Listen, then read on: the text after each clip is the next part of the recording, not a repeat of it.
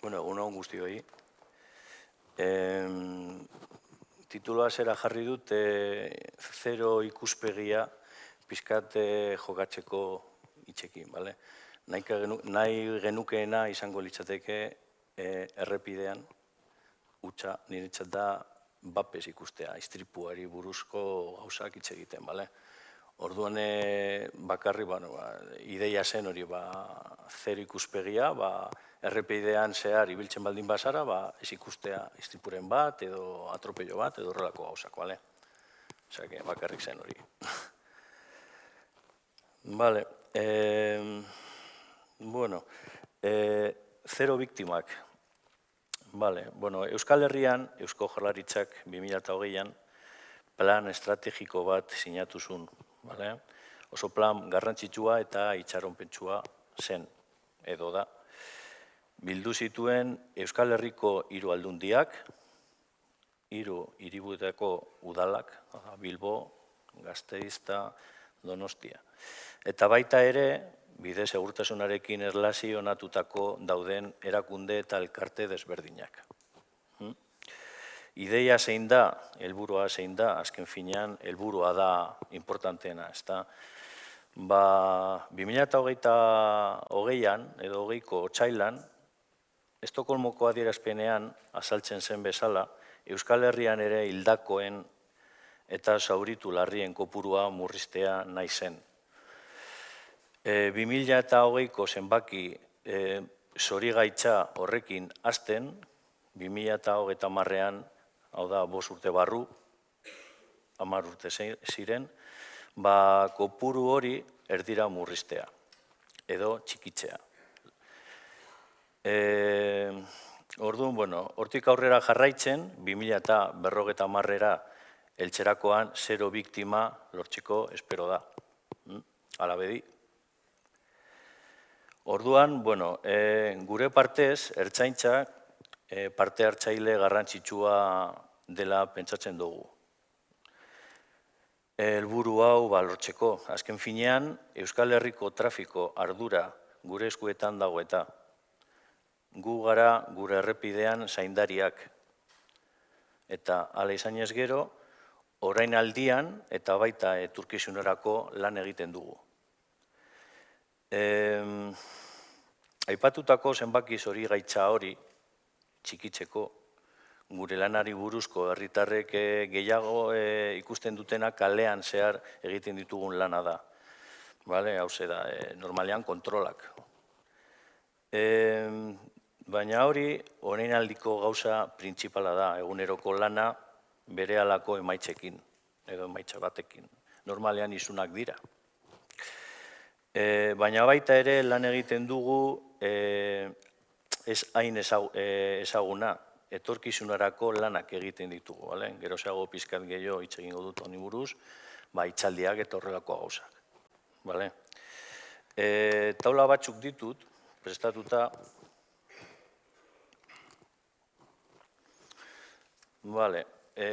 Hori izango litzateke importantena, azken finean, hildakoak. Ikusten duzuenez, jeisteko joera duela, baina motela da. Piko batzuk ditu goruntz eta beruntz, beraz ez da oso markatuta ikusten.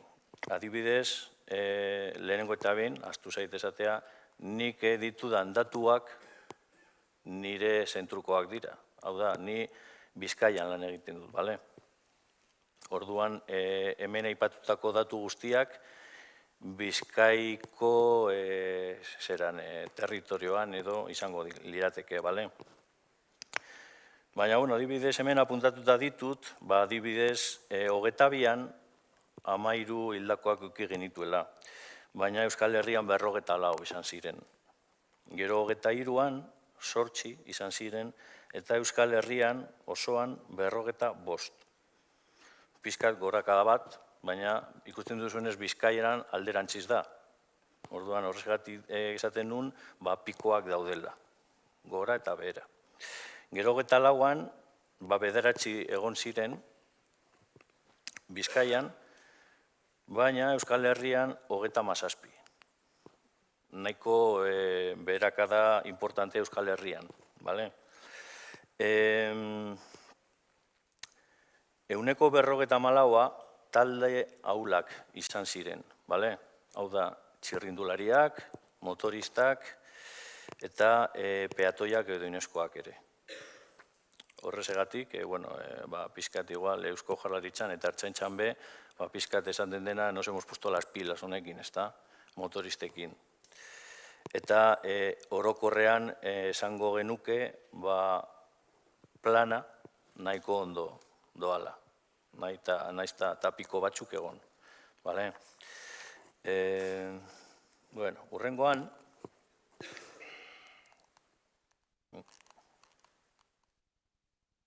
hori da. Bizkaian be, hortxe dekogu 3 taulak, 23an, 24an eta 25an. Hau dira istripu larriak. Ikusten duzenez, kausak agertzen dira hortxe. Istripu hauek, naiz eta ni behintzat errepide askarretan bakarrik lan egin, horrela larantxaz jantzita bakarrik lan egiten dugu errepide askarretan, gero kasko urbanoan komisaldegiak daude eta udaltzaingoak be. Eta, ikusten dituzuenez, hemen 3 urteetan distrakzioak dira. Normalean distrakzioa ditzen dena zera da, telefonoa. Beti, normalean telefonoa da. Gero prioritatea, baina asko onelakoak hirigunean gertatzen dira, estopak, ceda al paso eta horrelakoak semaforoekin be, eta gero ja 3. dago abiadura. Ikusten duzuen gauza bitxia da, 25ean, naiz eta ilailan bukatu, ez dela agertzen alkohola hor. Harrigarria da nirentzat be. Egon badaude, baina ez dira sartzen lehenengo 7 tartean.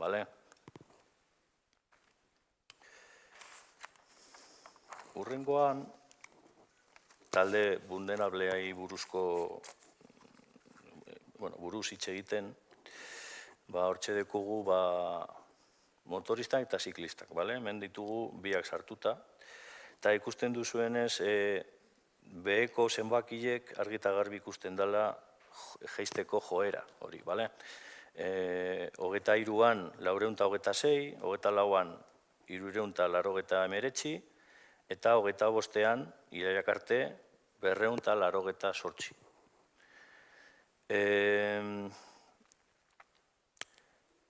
Gauza bitxia komentatzeko, 24an ez zen egon txirrindularien tarteko edo taldean hilik egon.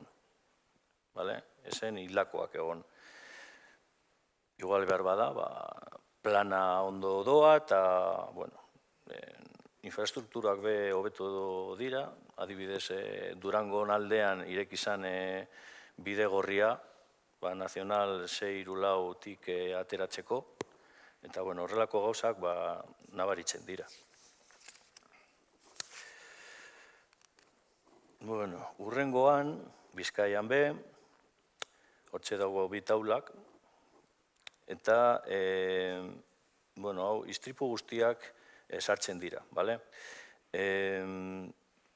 Normalean txapa istripua deitzen dana, kolpea bakarrik eta gero be zauritutak dauden istripuak. Hortxe, agertzen da 2020tik, plana hasi zen urtetik. Pikoak ikusten dira, baina ez da nabaritzen aldaketa gehiegi, ez da. Guk daraman oguna larantxaz dago, eta beste urdinaz dira errepide arruntak, eta hirietan eta horrela. Gero 2. taulan, eskuman dauna, bakarrik zauritutakoak dira. pentsatu behar dugu 2020an eta 2021an be COVID egon zana, eta pixkat igual bi urte hauek igual pixkat komprometitzen dute zenbakiak, bale? Gerozago, igual hobeto ikusten dira, adibidez hemen, kontrolen taulak dira, hau adibidez bakarrik alkohola eta droga, bale? Ikusten duzuenez, 2020an eta 2021an COVID zegon eta kontrol txikiak egon ziren, oso laburrak eta denbora gutxiago. Gurentzat be aldatu zen lan ordutegia eta dena, eta orduan, gelditzeko kotxeak eta hori, pixkat askotan igual, onelako kontrolak egiten ziren, igual istripuren bat baldin badago, juten zara, froga egiten duzu eta positibo emoten du. Eta hori, kontrolak bezala agertzen dira, bale? Eta beste gauza bitxia ikusten duzuen alboko taulan, urdinez alkohola eta gorriz drogak. Igual, konturatu zarie, pixkat urtero aldatzen doala, bale? Gaur egungo arazo handiena izango litzateke drogak, bale? Pixkat alkoholarena hortxe doa be, baina ikusten duzuen zenbakiak, adibidez, aurten 312 alkohola, hau dira isunak, bale? Eta 487 drogak. Osea, ez da bikoiztu, baina behar bada, datorren urtean edo 2 urte barru gertatuko da. Orduan, gu nabaritzen dugu horrelako aldaketa. Hemen dekot beste taula batzuk, distrakzio kontrolak, abiadura kontrolak eta gerriko kontrolak.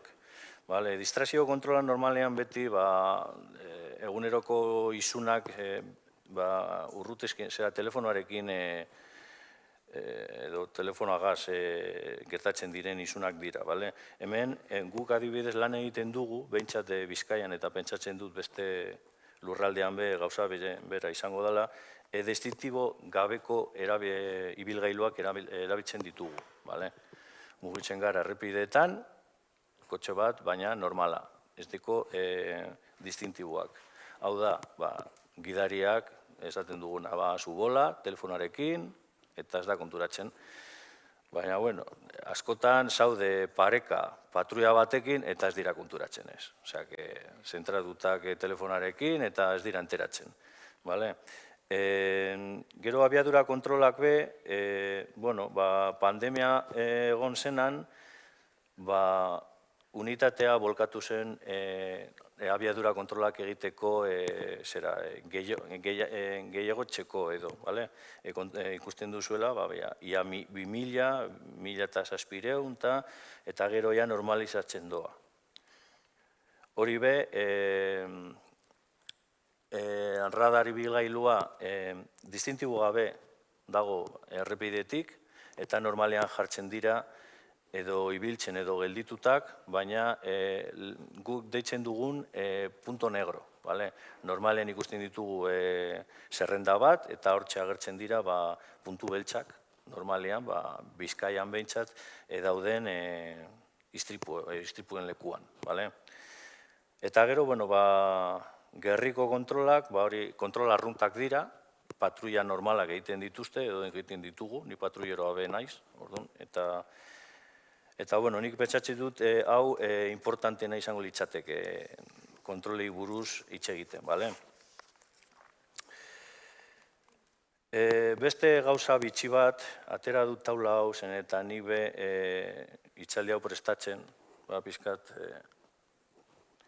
geratu nintzen pixkat, harrigarria delen gauza bat, eta ni patruiero bezala juten naz istripuetara eta, ez dakit, adibidez txori herrin bertan, adibidez, basurde gehiegi edo orkatzak atropeatzen dira. Juten naz, nire lan egiten dut, baina eske taulak begiratu ostean, konturatu nintzen, gehitu dala izugarria, horrelako zenbakile, bale? Taula honetan ikusten duzue 2023an, lauan eta 25an. Gutxitu dira istripuak, eta oso nabari da zenbakia, baina animali zinegetikoekin gertatzen dana, edo eizta animaliak mantendu dala orokorrean. Zer gertatzen da? Istripuak gutxitu, baina animale zinegetikoekin mantendu, ehuneko zera istripuak gehitu jundira, bale? Orduan, normalean, basurdeak, orkatzak edo erbiak edo untxiak dira, atropellatutak daudenak. Ertzaintza eta aldundiak, behintzat Bizkaia aldean, prebentzio plana antolatzen daude. Hau da, pizkat hobetzeko hau, horrelako eiza animalien istripuekin gutxitzeko, seinaleztapen espezifikoak jarri nahi dute, perimetro eziak hobetuz edo gehiago jarri, animali pasabideak, nahiko zaila da aurrela egitea, zen edo tunel bat egiten duzu, edo zubi bat, edo animalien pasabideren bat, edo, eta lubakia garbitu, hau da, kunetak edo, eta muga berdeak atzeratzea. Zen eta guk igual baldin bago askotxarekin eta eskumaldean dekogu jaro bat edo ez dakizer, bapatan agertzen da animalia eta ez gara konturatzen ia, baina pizkat atxeruntz, botatzen baldin baduzu horrelako berde gunea edo, denbora gehiago deukazu maniobraren bat edo egiteko. Eta gero azken aldean, animalien kopurua kontrolatu. Izekin, batidak edo, eta baita bizia harrapatzea, jolekin edo. Eta, bataulekin, importantena hori izango litzateke. Eta, ertzaintzan, gure agilinetan, arlo desberdinetan lan egiten dugu, zero biktima lortzeko.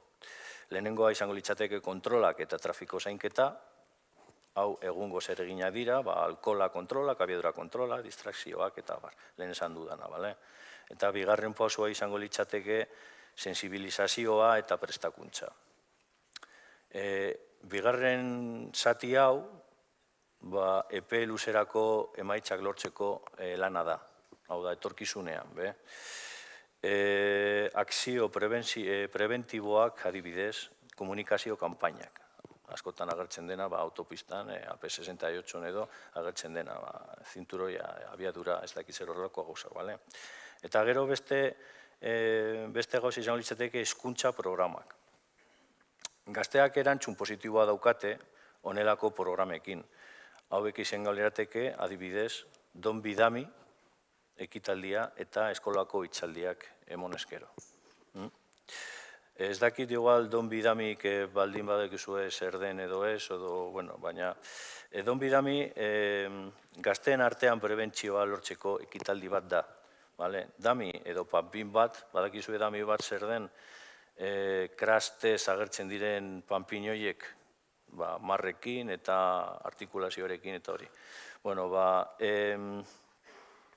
Panpin hau, edo dami hau, interaktiboa da. Eta gazteekin eta gurekin interaktzen dute.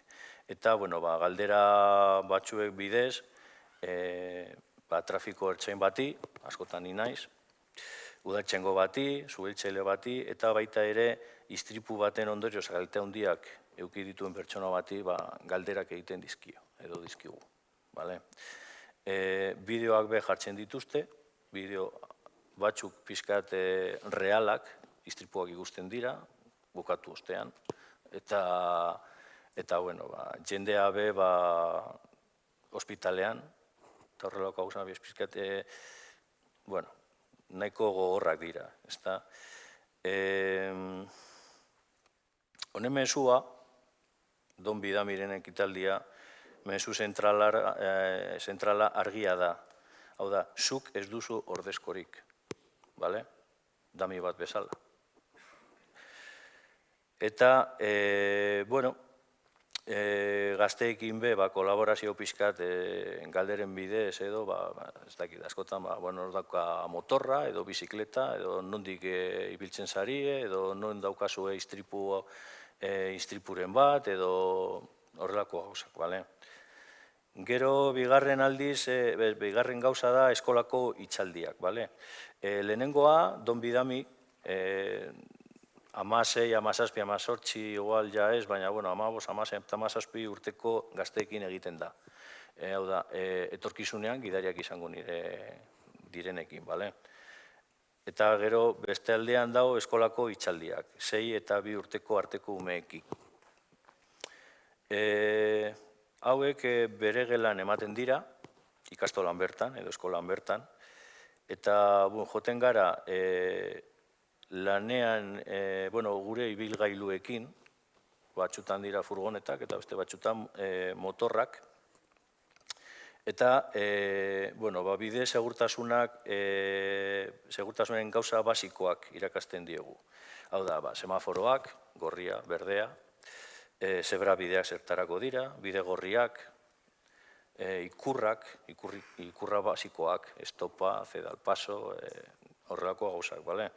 Eta, askotan gertzatzen zaidana, pentsan direntzat gauza bitxia da, umeak etxean ikusten, gurasoekin ibiltzen direnean, gauza negatiboak hartzen dute bakarrik, bale? Azkenean umeak etortzen dute, igual esaten duzu, bakada bakizu ez da, semaforo gorria dago, olduan, gelditu, beti. Eta hartzatzen du eskua bat, eta, ez, ni amarekin beti goretzen dut. Eta gaiatzen zara horrela, eta, esaioke amari, ez egiteko. Ja, aita dio, baina, que cojones. Orduan, horrelako gauzak, farreskako gauzak dira, baina azken finean nik nire lana egiten dut eta konturatzen naz askotan igual behar bada esertarako. Pentsatzen dut igual honekin gurasoak edo helduak ja kontutan hartzeko gauzak direla. Gero ja, aipagarria dabe Eusko Jaurlaritzak programa espezifiko bat duela motoristantzat, talde vulnerablea garrantzitsuetariko bat delako. Motoformak zioa da, bale? Honelako kurtsoekin motorragaz trebetasuna lortzea nahi du programa honek. Istripuen kopurua, murrizteko. Bi zati dauzka. Lehenengoa, arkaurten bertan egiten da, zirkuito itxian, emondako ikasgaiak dira, bale? Ekilibroa, frenatzearena, eta gero, bigarren zati izango litzateke, ikasgai hauek praktikan jartzea. Hemen, ikasleekin, irakasleekin, batxutan, ertzaintza be irtetzen da, bale? Ertzaintzaren bi motoristekin egiten dute ruta bat. Pixka kontrolatzeko dena ondo doala, eta, orduan, azkenean guk esango genuke, aldundiekin batera, errepideak hobetuz doaztela, bale? Hau nabaritzen da, asfaltoarena eta seinaleak, ikurrak eta ambulantziekin eta ertzaintzarekin erantzun denbora hobetuz doa be, ni primera handeko edakit zen eta urtzenago lanean. Hospitalean be, rehabilitazio pautak edo metodoak hobetzen doaz, eta be, nirekideak argiketak, istripuen bileketa eta ikerketak egiten dute bilatzeko arrazoiak. Eta hortik aparte. Orduan, zero biktima plana, guretzat mantxo doa, baina positiboki hartu beharko genuke emaitzak. Azken finean, bide segurtasuna hobetuz doa, eta hobekuntzan nabarmena da. Bizkaia behintzat lurralde trafiko unitatean ikuspuntik esan beharko genuke pausu positiboa emoten gaudela. Hau da guztia. Eskerrik asko.